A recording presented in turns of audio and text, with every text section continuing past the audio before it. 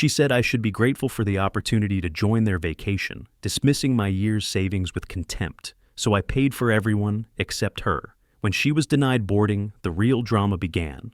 Before we continue, please subscribe to the channel and let us know where you were listening in the comments. The rain drummed against Clark's townhouse windows as I stepped through the front door, shaking droplets from my jacket.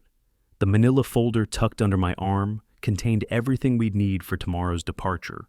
Boarding passes, hotel confirmations, rental car vouchers, all meticulously organized with my engineer's precision. "Good evening, everyone," I called out, genuinely excited. "Ready for our Hawaiian adventure?" The living room glowed with warm lamplight, a stark contrast to the darkening Seattle evening outside. Blanche lounged across the white sectional sofa, her manicured fingers dancing across her phone screen. She didn't look up. I spread the documents across the coffee table, each paper highlighted in careful yellow marker. "I've triple-checked all our flight times. We'll need to leave here by 7 tomorrow morning to make the 9 o'clock departure comfortably." Still scrolling, still silent. "The resort confirmed our ocean view rooms," I continued, trying to bridge the growing silence. "And I've arranged the rental car pickup right at the airport. The children will love the drive along the coast."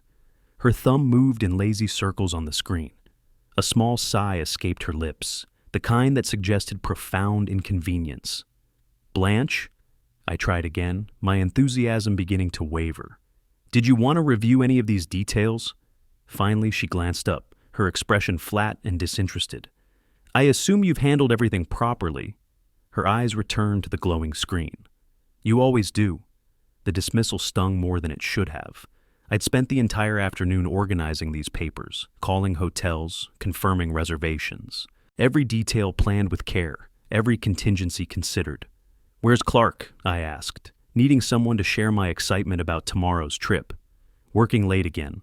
She didn't bother looking up this time. Some crisis that couldn't wait until after vacation.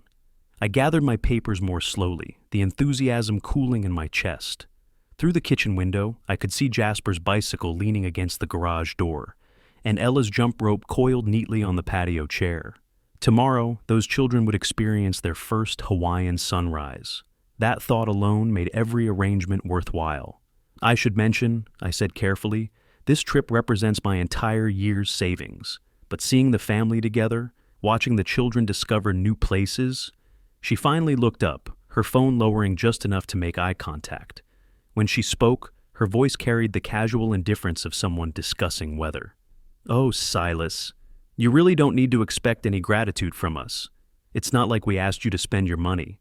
The words landed like physical blows.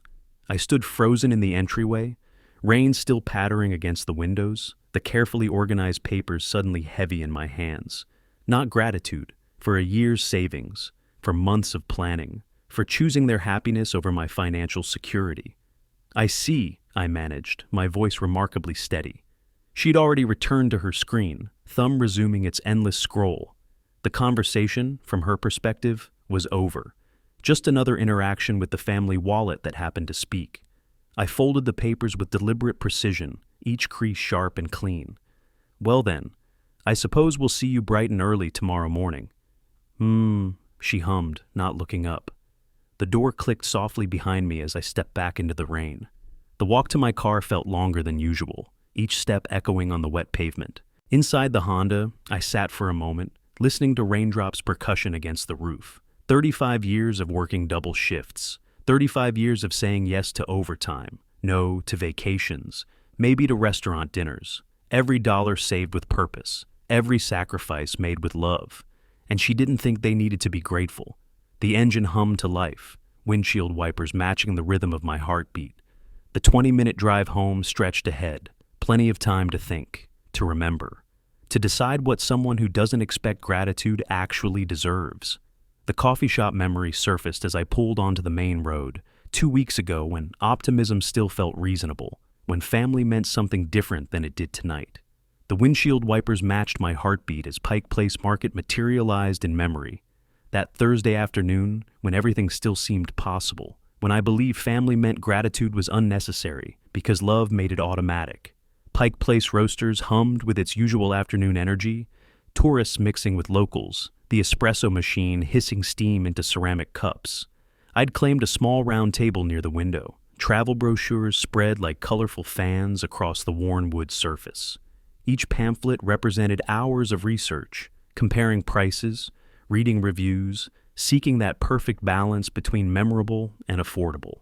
The highlighted sections told their own story: family-friendly resorts with reasonable rates, activities designed for children, restaurants within walking distance to save on transportation costs, a grandfather's careful planning, every detail considered through the lens of a fixed retirement income.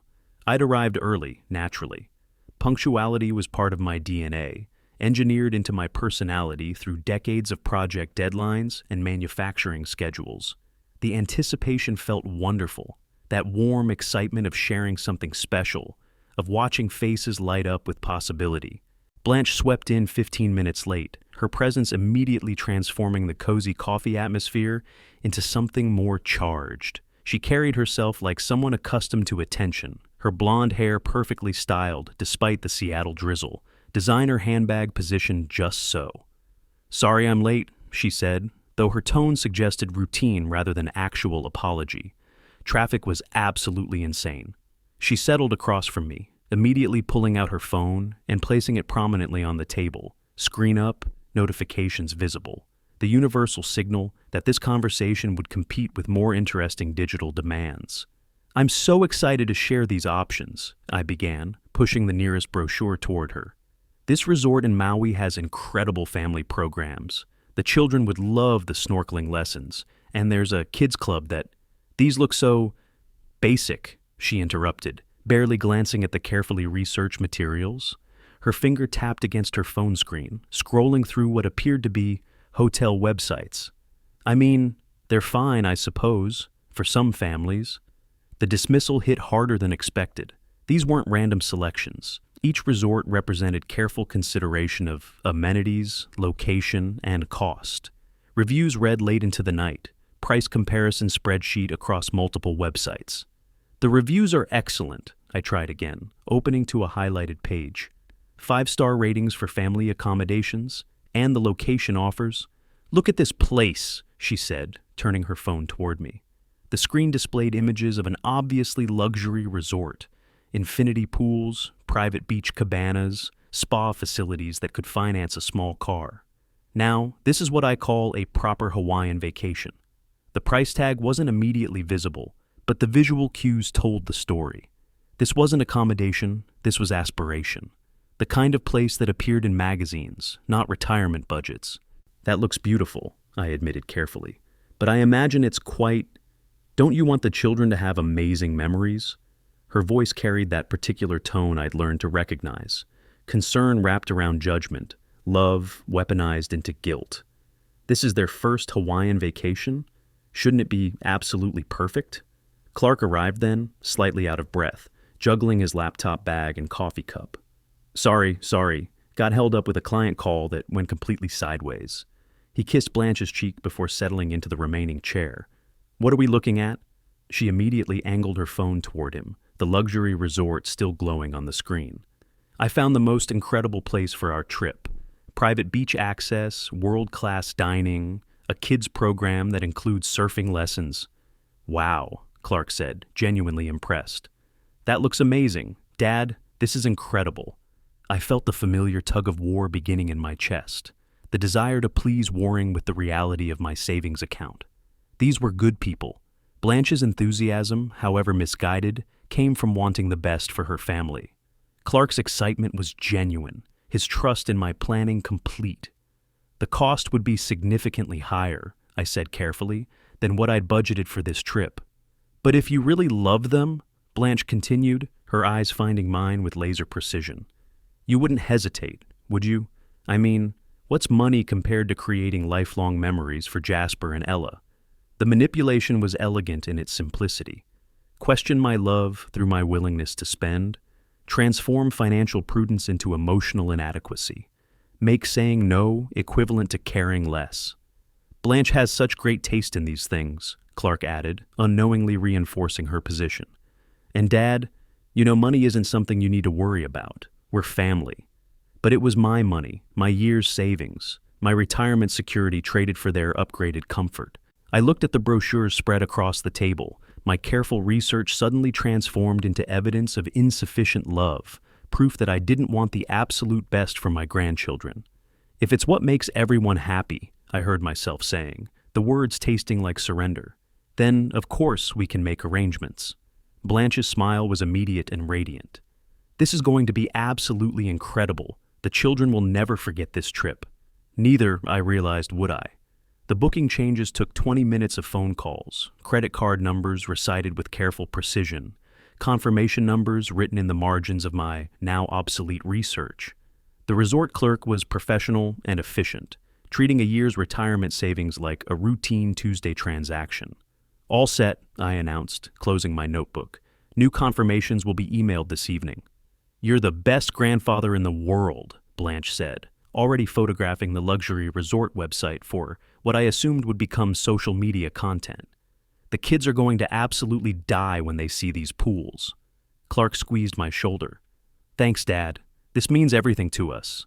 I gathered my papers, the careful budget calculations, the compared amenities, the highlighted cost breakdowns, suddenly irrelevant artifacts of a different kind of trip, a different kind of family dynamic. The rain outside had intensified during our meeting, Seattle asserting its atmospheric dominance over afternoon coffee plans.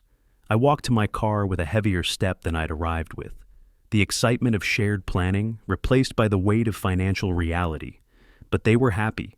That counted for something, or so I'd believed 2 weeks ago, before learning that happiness never required gratitude, that family meant taking without acknowledging, that love was measured by willingness to give until it hurt. The memory dissolved as I pulled into my driveway, present tense anger replacing past tense disappointment. Inside my house, under the warm lamplight, surrounded by familiar furniture and comfortable silence, I could think clearly about what came next.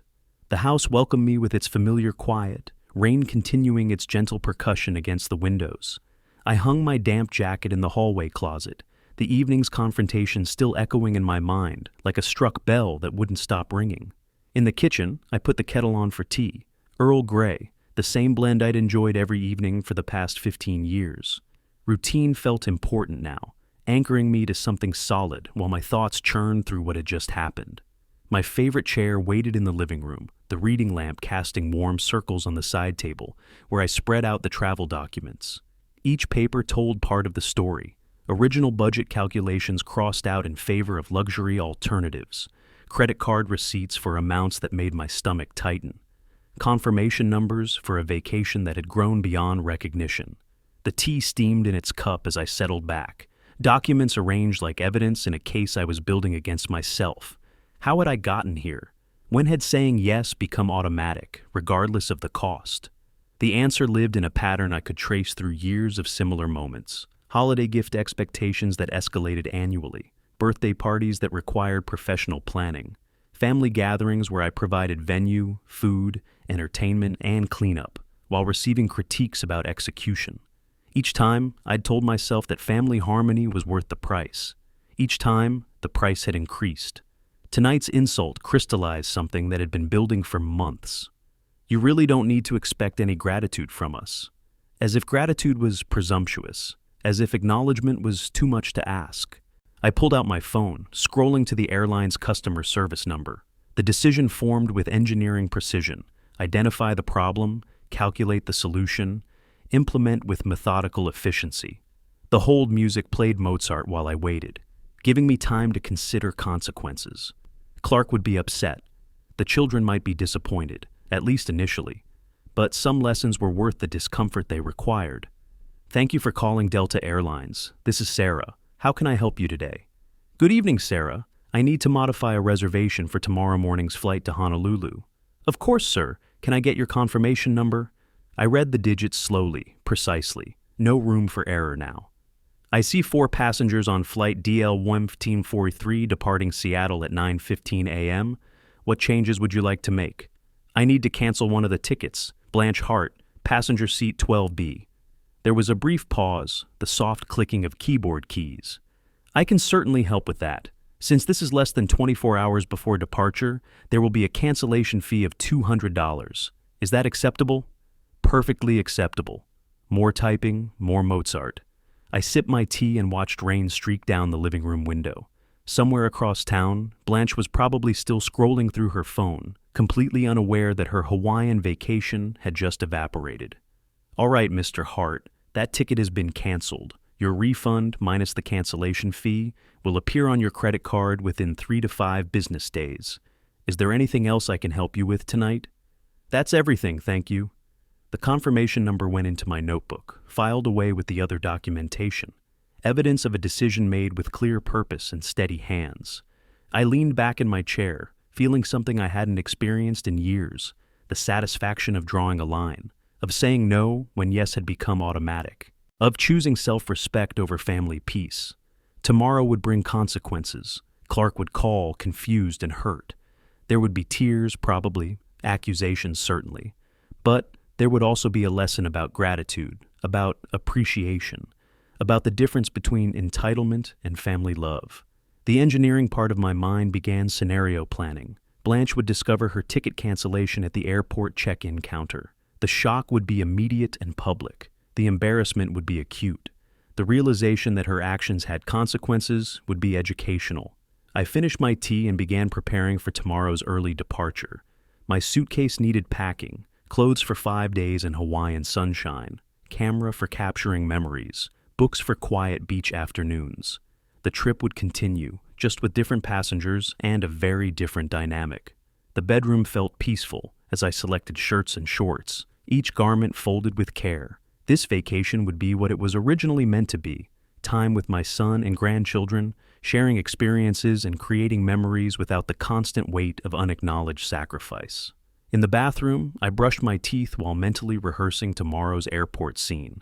Various reactions seemed possible, from tears to anger to attempts at last-minute negotiation. But the decision was made, the ticket canceled, the lesson prepared for delivery.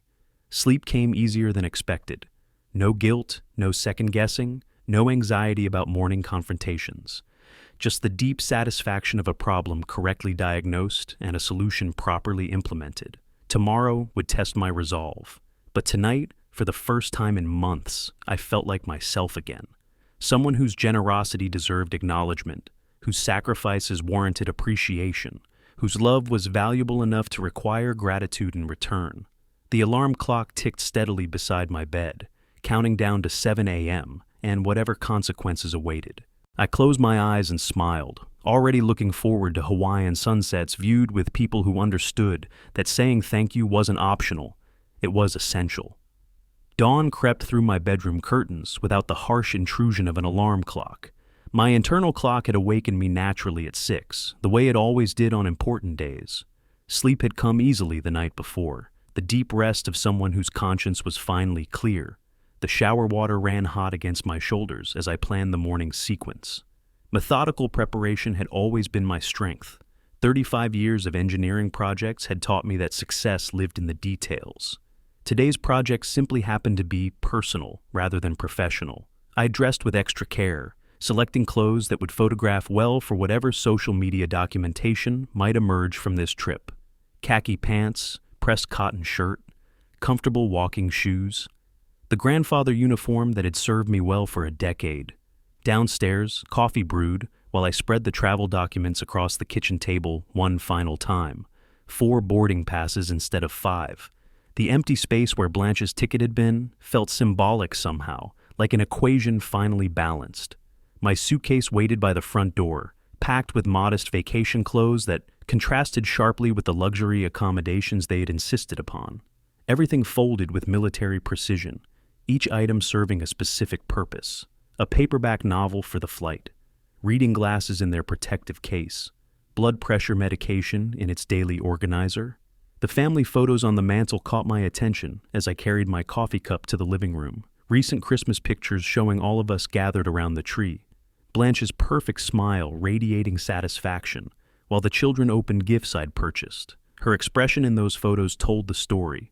Gratitude was never expected because generosity was simply assumed. I lifted the largest frame, studying Blanche's face with the objectivity of an engineer examining a faulty component. When had her requests become demands? When had my willingness to provide become her entitlement to receive? The phone call to Yellow Cab took 3 minutes. Professional conversation with a dispatcher who'd handled thousands of similar requests.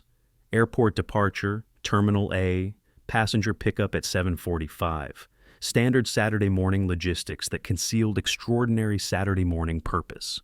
Need help with luggage, sir? The dispatcher asked. Just one small suitcase, I replied. I'm traveling light. 20 minutes remained before the taxi arrived. I walked through my house one final time, checking locks, turning off lights, ensuring everything was secure. The routine felt ceremonial, like preparing for a journey much longer than 5 days in Hawaii. In the living room, I sat in my favorite chair and opened the notebook where I'd recorded yesterday's airline conversation. Confirmation number for Blanche's cancellation. DIL 5847 Heart B. The digits looked innocent enough, but they represented the most decisive action I'd taken in years. My phone buzzed with a text from Clark. Thanks again for organizing everything, Dad. The kids barely slept last night from excitement. I typed back, looking forward to making memories together. Not lies, exactly. Just truth with selective emphasis. Through the front window, I watched neighbors beginning their Saturday morning routines. Mrs. Patterson retrieving her newspaper in her bathrobe. The Johnsons' teenage son loading golf clubs into his car trunk. Normal people living normal lives, unaware that someone on their quiet street was about to teach his daughter-in-law that gratitude wasn't optional. The engineering part of my mind had calculated various scenarios for the airport confrontation. Blanche might cry, she might rage, she might attempt to negotiate or manipulate. Each possibility had been considered, each potential response rehearsed. But the most likely outcome was the one I designed specifically: public humiliation followed by private reflection. Sometimes the most important lessons required the most uncomfortable teaching methods. At 7:43, Yellow Cab number 247 pulled into my driveway. The driver, a middle-aged man with kind eyes, helped load my single suitcase into the trunk. Airport, he confirmed. Terminal A, departures level, I said, settling into the back seat. We're not in any hurry. As we backed out of the driveway, I took one last look at my house. When I returned in 5 days, the family dynamic would be permanently altered. Whether that change improved relationships or fractured them remained to be seen. But after 35 years of saying yes to everything, saying no felt revolutionary. The taxi door clicked shut behind me as I spotted my family gathered near the terminal entrance, a small island of organized chaos in the morning rush of travelers. Clark stood slightly apart from the group, phone pressed to his ear, probably handling some last-minute work crisis that couldn't wait for vacation. Jasper bounced on his toes beside a pillar, his small backpack stuffed with travel activities creating a lumpy silhouette. Ella clutched her favorite stuffed dolphin, already practicing for Hawaiian waters. Their excitement radiated outward like heat from a campfire. Blanche commanded the center of their formation, designer luggage arranged around her like expensive satellites. Her phone was already capturing what I assumed would become perfect family vacation begins. Content for her social media followers.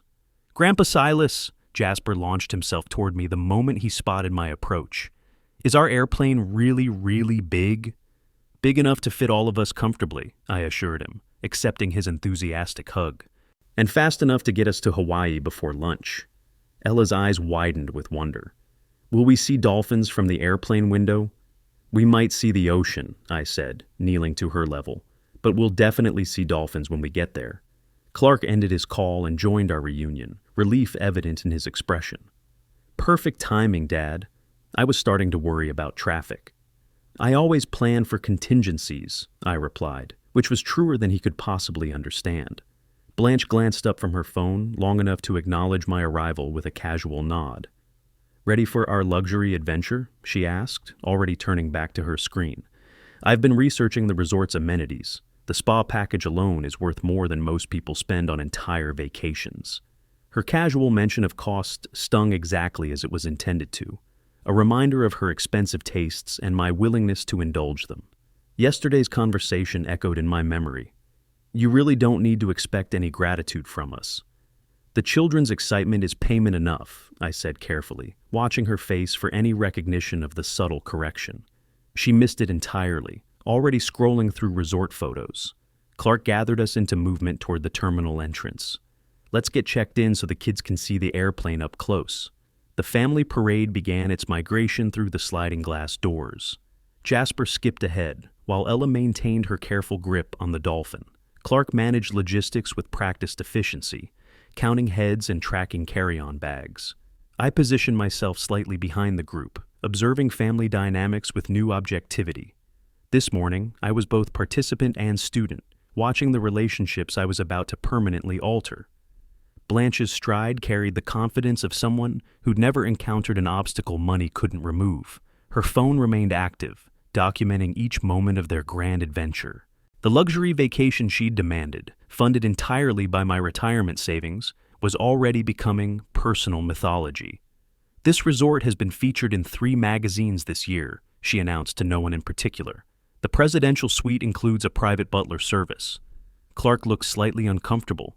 "Dad, you didn't book the presidential suite, did you?" "I booked what was requested," I replied truthfully. The Delta Airlines area spread before us like a small city of travelers and staff. Departure boards displayed flights to destinations around the world, each entry representing someone's adventure or obligation. Our flight, DIL 1543 to Honolulu, showed on-time departure at 9:15. Blanche headed straight for the first-class check-in line, her designer heels clicking against the polished floor with authority. The children followed, chattering about airplane seats and window views. "This is so exciting," Clark said, walking beside me.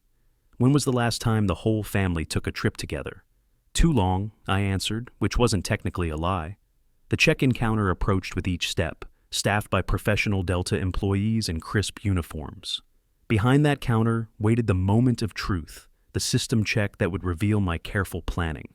Blanche reached the counter first, passport and printed confirmations already in hand. The agent, a woman in her 40s with kind eyes and efficient movements, greeted us with practiced warmth. "Good morning. How many passengers checking in today?" "5, Blanche replied confidently. "The Hart family reservation." I positioned myself where I could observe both the computer screen and Blanche's face. The children pressed close to the counter, fascinated by the airline's mysterious procedures. Everything now depended on timing, computer systems, and one very specific missing piece of information that would transform their luxury vacation into something entirely different. The agent's fingers moved across her keyboard, beginning the verification process that would either validate or devastate Blanche's confident expectations. "Let me pull up your reservation," the agent said, her fingers dancing across the keyboard with practiced efficiency. The computer screen reflected in her glasses as she scrolled through passenger information. Blanche drummed her manicured nails against the counter, phone still in her free hand, already composed for the perfect check-in selfie. "Hart family, 5 passengers. We're flying to Honolulu for a luxury resort vacation." "I see the reservation here," the agent replied, her voice maintaining professional cheerfulness. "Flight DL 1543 departing at 9:15. She paused, studying the screen more carefully. "But I'm showing only 4 passengers, not 5. A small frown crossed Blanche's forehead. "That can't be right. Check again, please." The agent's fingers moved across the keyboard once more, her expression shifting from routine efficiency to genuine confusion. "I've double-checked the system. The Hart family reservation shows Clark Hart, Jasper Hart, Ella Hart, and Silas Hart. 4 passengers total. Where's my name?" Blanche's voice carried the sharp edge of someone unaccustomed to complications. "Blanche Hart. I'm Clark's wife." More typing, more screen scrolling. The agent's professional composure remained intact, but I could see her growing discomfort with the developing situation. "Ma'am, I don't show any record of a Blanche Hart on this flight. Are you certain you're ticketed for today's departure?" Blanche's phone clattered onto the counter as she leaned forward, her carefully applied makeup unable to mask rising panic. "This is impossible. My father-in-law made all the arrangements. Show me that screen."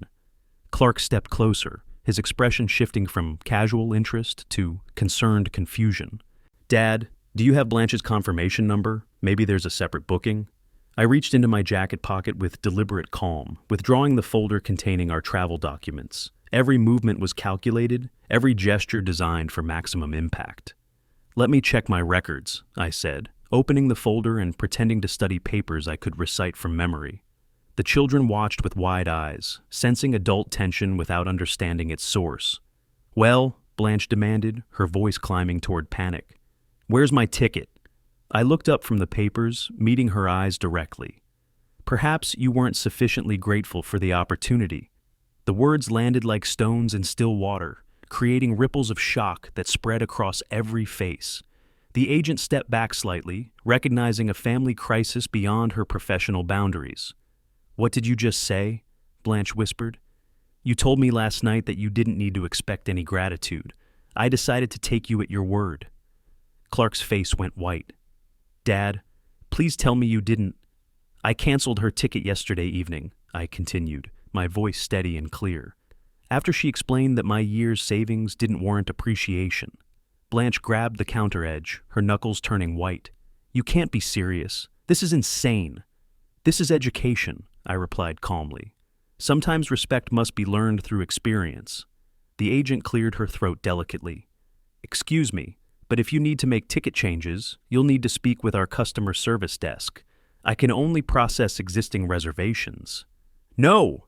Blanche whirled toward the agent. "You have to fix this. We have hotel reservations, rental cars, everything planned." "Ma'am, I understand your frustration, but without a valid ticket, Daddy, why can't Mommy come with us?" Ella's small voice cut through the adult chaos like a knife through silk. The question hung in the air, highlighting the cruel reality that my lesson would impact innocent children. But some principles were worth temporary discomfort. "Sometimes grown-ups need to learn important lessons," I told her gently. "Your mommy needs to understand what gratitude means." Clark stood frozen between loyalty to his wife and respect for his father, his face a battleground of conflicting emotions. "Dad, this can't be happening." "It's already happened," I said, closing the folder. "The ticket was canceled at 10:30 last night. The airline confirmed the cancellation and processed the refund." Blanche's perfect composure cracked completely. "You vindictive old man! How dare you? This vacation was for your precious grandchildren." "No," I corrected quietly. "This vacation was funded by my retirement savings for family members who could demonstrate basic gratitude. You made it very clear that gratitude was unnecessary." The agent gestured toward a nearby customer service desk. "If you'd like to purchase a new ticket, our agents over there can help you with availability and pricing." Blanche looked toward the customer service area, then back at our small family group, reality crashing over her like cold water. Her luxury vacation, her social media content, her assumptions about automatic accommodation, all evaporating in the harsh, fluorescent light of consequence. "Check availability," she demanded, grabbing her purse. "I'll buy my own ticket." But even as she spoke, I could see the mathematics calculating behind her eyes. Last-minute flights to Hawaii cost thousands of dollars, money she didn't have, resources that weren't available. The lesson was beginning. "Check availability," Blanche demanded, her voice carrying the sharp edge of someone discovering the limits of their assumed power. She fumbled with her designer purse, pulling out credit cards with trembling fingers. The Delta agent maintained professional composure despite the family drama unfolding at her counter. "Our customer service desk can assist with rebooking options. They're located near Gate A12. "No, I need this fixed now." Blanche's phone was already in her hand, frantically searching flight options. "There has to be another flight today, tonight, something." Clark stepped closer, his face pale with growing realization. "Dad, please tell me this wasn't planned. Tell me you didn't deliberately—" "Actions have consequences," I replied calmly, watching Blanche's desperate finger tapping across her screen. "Your wife needed to learn what gratitude actually means." Jasper tugged at his father's sleeve. "Daddy, why can't Mommy come on the airplane?" "Mommy's having some travel difficulties," Clark managed, his voice strained. "She might catch up with us later." Blanche looked up from her phone, eyes wide with the mathematics of desperation. "The next flight is 11:30, but it costs $800. My credit limit—" She trailed off, the reality of financial dependence hitting like cold water. "Surely we can work something out," Clark said, turning to me with pleading eyes. "Dad, family is family." "Family demonstrates gratitude," I corrected quietly. "Last night, your wife informed me that gratitude wasn't necessary. I took her at her word." The boarding announcements echoed through the terminal. Delta Flight 1543 to Honolulu is now boarding Zone 1 passengers. Ella looked up from her coloring book, confusion clouding her small features. Are we leaving without Mommy? Grandpa? Blanche's voice took on the manipulative tone I'd heard so often. Surely you don't want to disappoint your precious grandchildren? Think about what this teaches them. It teaches them that respect matters, I replied, shouldering my carry-on bag. That generosity deserves acknowledgement, not entitlement. Clark stood frozen between his loyalty to his wife and his growing understanding of the situation. The terminal buzzed with travelers heading toward gates, normal people with normal family dynamics, unaware of the drama playing out at Counter 12. This is insane! Blanche's composure cracked completely. I can't afford a last-minute ticket. You know I don't have that kind of money. Perhaps you should have considered that before explaining that gratitude was unnecessary, I said, walking toward the security checkpoint. Dad, wait, Clark called, but his feet were already moving to gather the children and their belongings. Blanche made one final desperate appeal. Please, I'll apologize. I'll be grateful. I'll change. I paused, looking back at her designer luggage, her perfect manicure, her entitled expression that even panic couldn't completely erase. Some lessons require experience to be truly understood. Consider this your education. Final boarding call for Delta Flight 1543 to Honolulu. Clark made his choice, lifting Ella's small suitcase while Jasper gathered his backpack. The children followed eagerly, excited about the adventure ahead, innocent of the adult complexities that had just reshaped their family dynamics. Behind us, Blanche stood alone at the counter, surrounded by luxury luggage she couldn't afford to transport, holding credit cards that couldn't bridge the gap between expectation and reality. The security checkpoint waited ahead, that final barrier between the life she'd assumed and the consequence she'd earned. The seatbelt sign chimed off as our flight reached cruising altitude, 35,000 feet above the Pacific Ocean. Jasper immediately discovered the in-flight entertainment system, his excitement about airplane games providing a welcome distraction from the tension radiating between Clark and me. Dad, Clark said quietly, his voice carefully controlled, while Ella colored peacefully across the aisle. When exactly will Blanche's flight arrive in Hawaii? I folded my airline magazine with deliberate precision. Son, there are things about your wife you need to understand. His jaw tightened. This wasn't an accident, was it? The flight attendant passed by, offering beverages, her professional smile a stark contrast to our family crisis. I waited until she moved on before responding.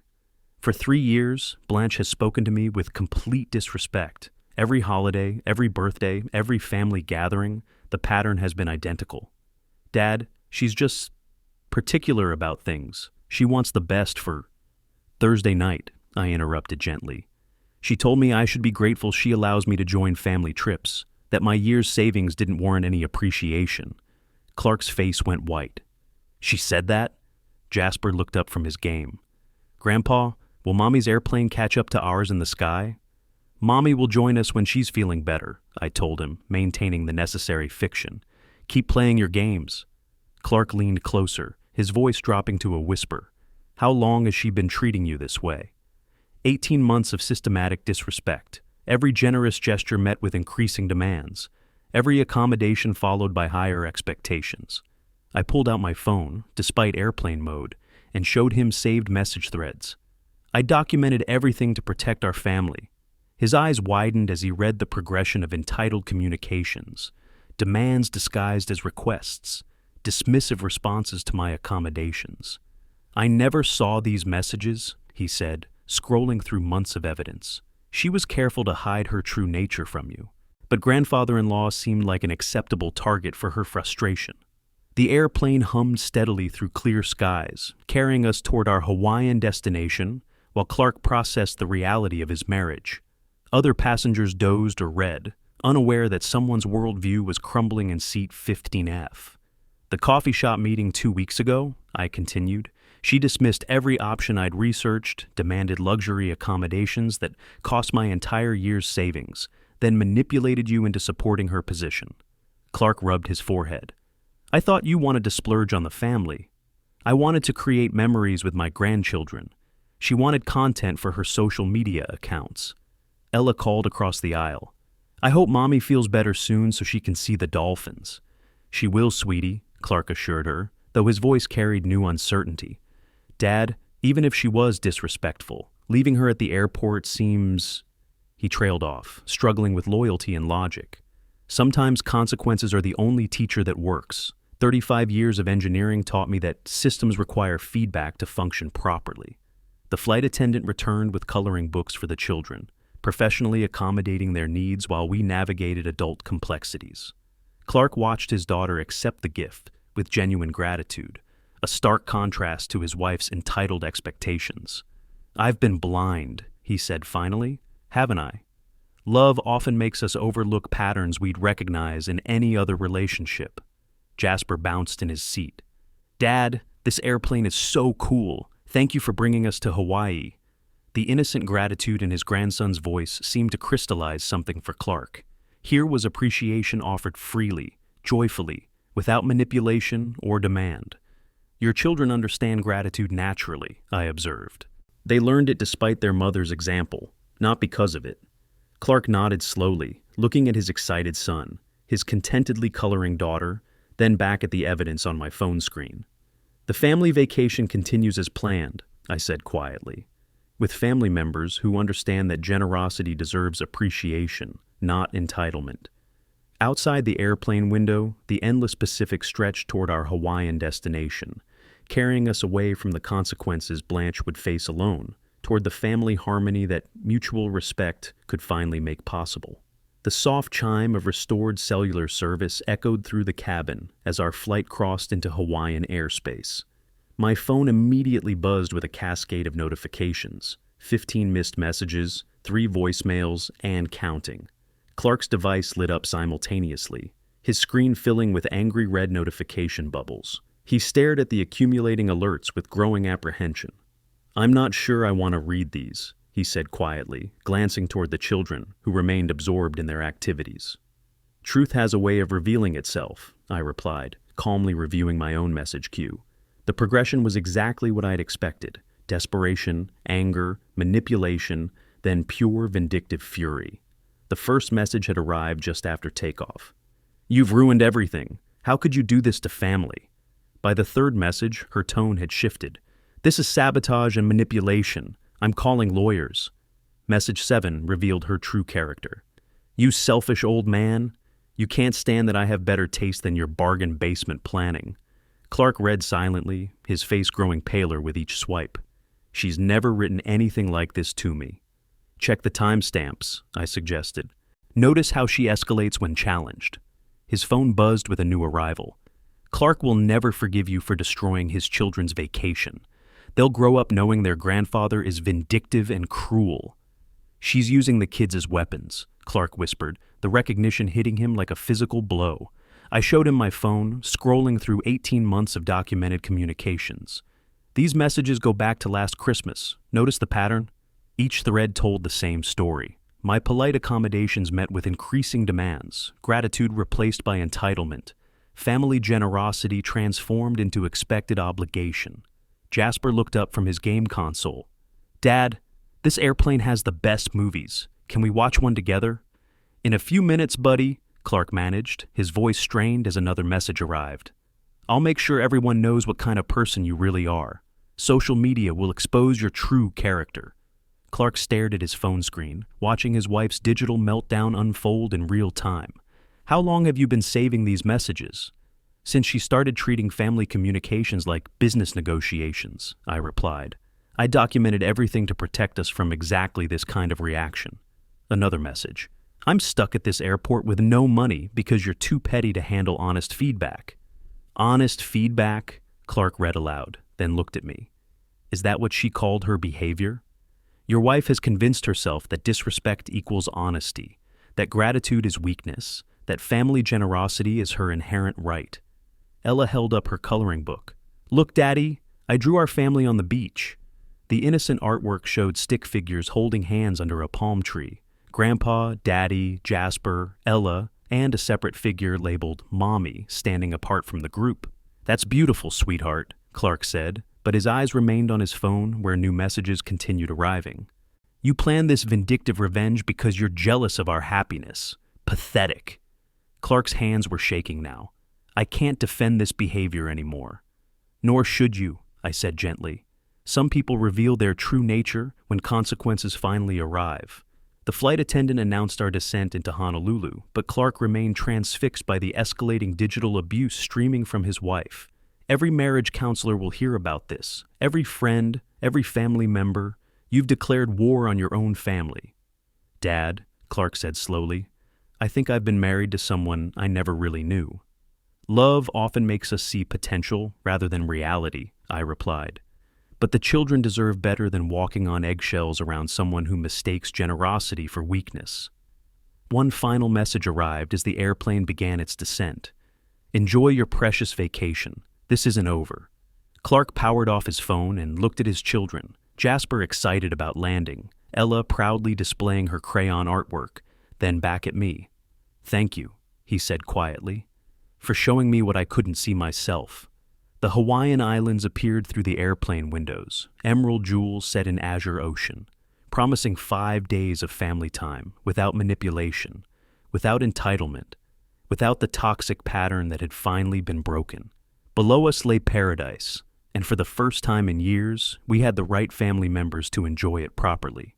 The taxi wound through Honolulu streets toward Disney Aulani Resort, palm trees swaying in the trade winds, while my grandchildren pressed their faces against the windows, mesmerized by their first glimpse of Hawaiian paradise. Look at those mountains, Jasper pointed toward the dramatic ridgeline that formed Oahu's backbone. They're so green and tall. Ella clutched her stuffed dolphin tighter. Will we see real dolphins like this one? We might, Clark said, his voice carrying new lightness I hadn't heard in years. This is going to be an adventure. The resort emerged like something from a dream, white buildings cascading down toward turquoise water, tropical gardens bursting with hibiscus and plumeria. Everything Blanche had demanded, everything my savings had purchased, but now serving the family members who actually deserved it. Check-in required minor adjustments. We'll need to modify the room configuration, I told the clerk discreetly. 4 guests instead of 5. Of course, Mr. Hart. I see the change in our system. The family suite with ocean view will be perfect for your group. The children explored their new temporary home with the wonder that only comes at 7 and 10 years old. Balcony doors opened to reveal the Pacific, stretching endlessly toward the horizon, waves lapping rhythmically against the beach below. Daddy, can we go swimming right now?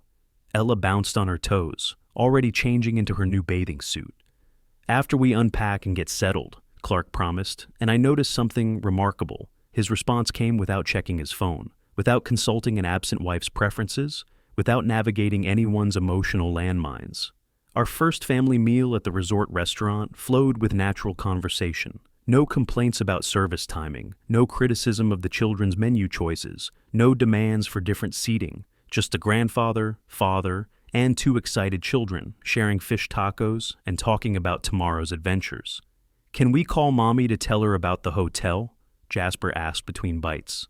Let's let Mommy rest and get completely better first, I suggested. We'll have lots of stories to share when we see her.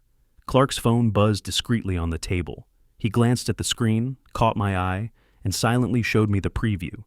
You've destroyed our family. How dare you enjoy... He turned the phone face down without reading further. Later, he said quietly, and I nodded. That evening, we walked along the beach as sunset painted the sky in brilliant oranges and purples. The children collected shells while Clark and I talked quietly, waves providing natural sound cover for adult conversation. Dad, I owe you more than an apology, he said, watching Ella chase hermit crabs in the shallow water. I never saw what she was doing to our family. You loved your wife. That's natural and right. But I let that love blind me to how she treated you, how she treated everyone who didn't serve her immediate wants. His phone buzzed again, then again. How many messages today? I asked. 17 so far, each one more revealing than the last. We gathered the children as darkness settled over the beach, their pockets full of shells and their hearts full of excitement about tomorrow's adventures. In our suite, they fell asleep easily, exhausted by travel and overwhelmed by new experiences. Clark and I sat on the balcony with the sliding door cracked open, listening to their peaceful breathing while reviewing the day's accumulating digital evidence. "Read this one," Clark said, handing me his phone. "I'm calling every lawyer in Seattle. You'll pay for this kidnapping." "And this one from 2 hours later," he continued, scrolling. "Everyone will know what kind of vindictive old man you really are." I handed the phone back. She's revealing her true character to anyone who cares to look. For the first time in years, I'm not walking on eggshells around her emotional reactions. The kids aren't either. Notice how much more they're talking, laughing, exploring. Clark nodded, looking through the sliding door at his peacefully sleeping children. They're different here, more themselves. Below us, the Pacific continued its eternal rhythm against the Hawaiian shore. Somewhere in distant Seattle, his wife was experiencing the consequences of years of casual cruelty. Here in paradise, her family was discovering what harmony actually felt like. Tomorrow would bring new adventures, new family memories created in the tropical sunshine she'd demanded but would never experience. Tonight brought the deep satisfaction of justice served and family protected. For the first time in 3 years, bedtime came without drama, without negotiation, without anyone walking on emotional eggshells. Just a grandfather and father tucking in 2 happy children who knew they were loved without conditions or manipulation. Paradise, it turned out, wasn't just a place. It was a family dynamic, finally freed from toxic interference. Tuesday morning brought our first full day of Hawaiian exploration, starting with breakfast on the resort terrace overlooking Oahu's dramatic coastline.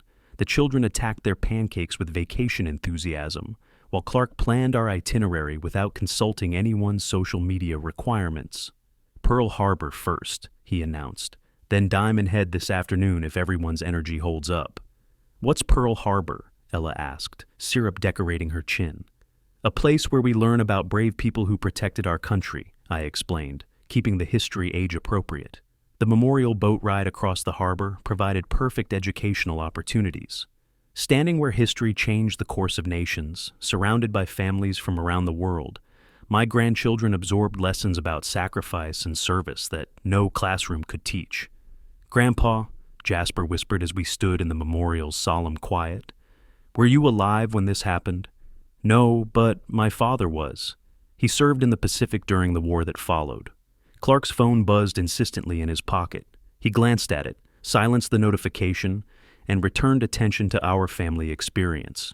Whatever Blanche was raging about in Seattle could wait. That afternoon's Diamond Head hike challenged the children's endurance, but rewarded our effort with spectacular views of Honolulu and the endless Pacific beyond. At the summit, we took family photos, genuine smiles, natural poses, no one checking how they looked on social media.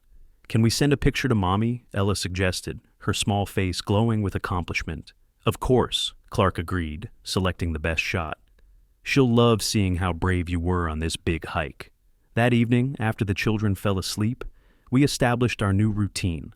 Sitting on the balcony with cold drinks, we reviewed the day's accumulation of digital harassment like researchers studying a fascinating psychological case study. 23 messages today, Clark reported, scrolling through his phone. "She's really escalated." "Read the progression," I suggested. "Notice the pattern. Message 1, sent at 6 a.m. Hawaii time.